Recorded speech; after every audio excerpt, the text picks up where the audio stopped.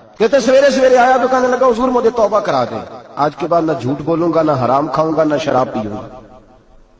تو کہتے ہیں جتنے لوگ بیٹھے تھے کان کھڑے ہو گئے، کہا تجھے کیا ہوا؟ کہنے لگا 11-12 سال کا نوجوان آیا مجھے توبہ کرا گیا، چڑھتی جوانی، 11-12 سال 14-15 سال کا بچہ مجھے توبہ کرا گیا۔ تو کہتے ہیں ہم محب حیرت ہوئے کہ اتنا سا بچہ؟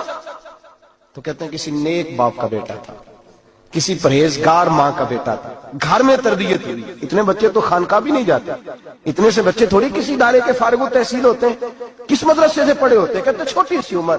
تو کہا جناب آپ کو کیسے ملا؟ تو وہ شخص کہنے لگا حضور کل میں گیا بازار، میں نے بغداد کے چوک سے 10 کلو مچھلی بھی خرید لی اور کچھ اور ضرورت کی چیزیں بھی، مہمان آنے تھے، وہ سارا کچھ خرید کے میں جب نکلا تو سامان زیادہ ہو گیا۔ چوک میں مزدور بیٹھے ہوتے تھے، میں نے کہا بھئی میرے ساتھ فلاں محلے تک سامان پہنچانا ہے۔ وہ بچہ کہنے لگا چچا اگر میں چلوں تو، میں نے اس کو ایڈریس وغیرہ بتلایا تو 3 دینار مزدوری طے ہو گئی سامان گھر پہنچانے کی۔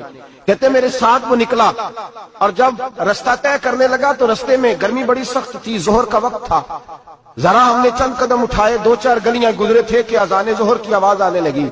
تو کہتے ہیں بڑی منت کے انداز میں، بڑی گزارش کے انداز میں میری طرف دیکھا، عمر چھوٹی سی ہے، کہنے لگا چچا اگر اجازت مل جائے تو میں ظہر کی نماز پڑھ لوں۔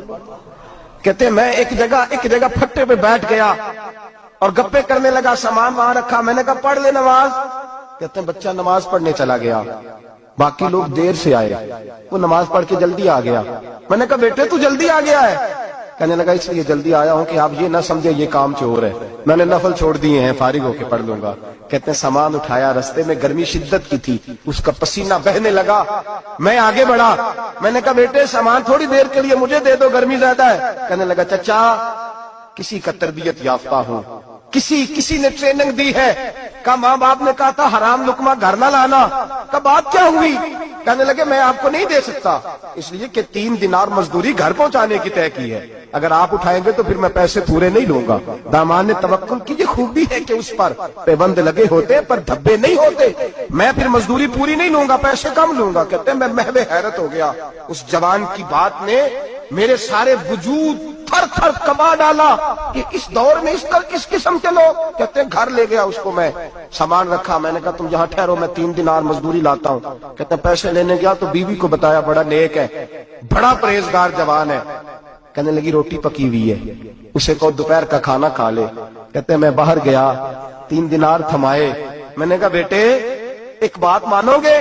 تو کہتے ہیں 3 دینار دے کے کہنے لگا اب تو آپ مالک ہو گئے، میں نے نمک کھا لیا ہے، اب تو ہر بات مانوں گا، اصلہ نال جے نیکی کریے نسلہ تاک نہیں بھول دے، میں اب ہر بات مانوں گا۔ تو میں نے کہا دوپہر کا کھانا کھا لو۔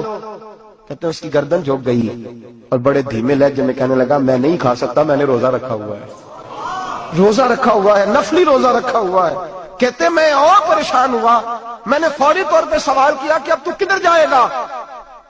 تو کہنے لگا اب میں کہیں نہیں جاؤں گا، میرے 1 دن کا خرچہ میرے ماں باپ نے جو ڈیوٹی لگائی ہے وہ 3 دینار ہے، پورا ہو گیا ہے، اب میں باقی جو وقت بچے گا یا قرآن پاک کی تلاوت کروں گا یا محمد عربی پہ درود و سلام پڑھوں گا، میں اب کوئی اور کام نہیں کروں گا۔